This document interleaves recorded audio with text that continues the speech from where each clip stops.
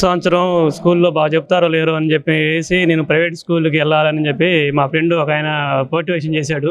అందులో ఈలో కూడా డాక్టర్ గ్రూప్లో కూడా వస్తే ఓకే అని చెప్పేసి ఇద్దరిని తీసుకెళ్ళి ఒక టాలెంట్ టెస్ట్ అది రాయించినాక ఒక 5,000 చెరొక 5,000 కట్టమన్నారండి. 5,000 కట్టాను. 5,000 కట్టినాక టీసీ కోసం వస్తే టీసీ ఇవ్వట్లేదు మేడం గారు. హెచ్ఎం అప్పుడు వేలమాలి మేడం గారు ఉన్నారు, శాంతి మేడం గారు ఉన్నారు.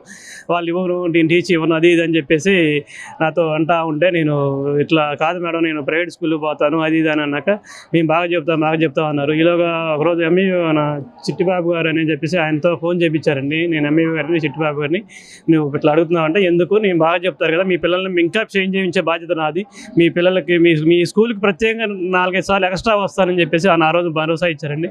ఇంతమంది చెప్తున్నప్పుడు నేను ఎందుకు అని చెప్పేసి నేను కూడా ఆగిపోయానండి. ఆగిపోయినాక ఇంత రిసోర్సెస్ తీసుకొచ్చారు.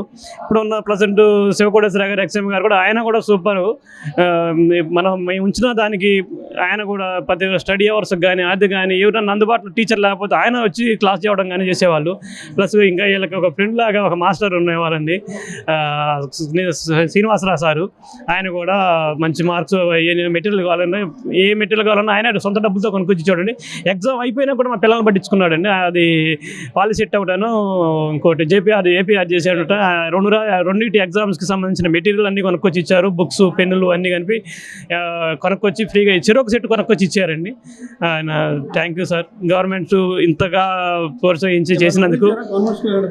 ఇట్లాంటి స్కూల్ ఇంత ఫలితాలు వస్తాయని అనుకోలేదండి. ఈ గవర్నమెంట్ స్కూళ్ళు ఇంత కావడానికి చంద్రబాబు నాయుడు గారి కళలు, లోకేష్ గారి కృషి చాలా బాగా పడిందండి.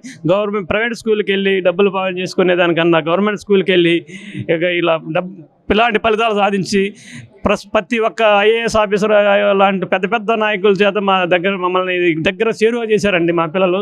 లేకపోతే కలెక్టర్గా కావాలంటే నా జీవితంలో కలగా మిలిస్తే ఉండేది. అలాంటిది నా కూతురు వల్ల ఆ కళ నెరవేరింది.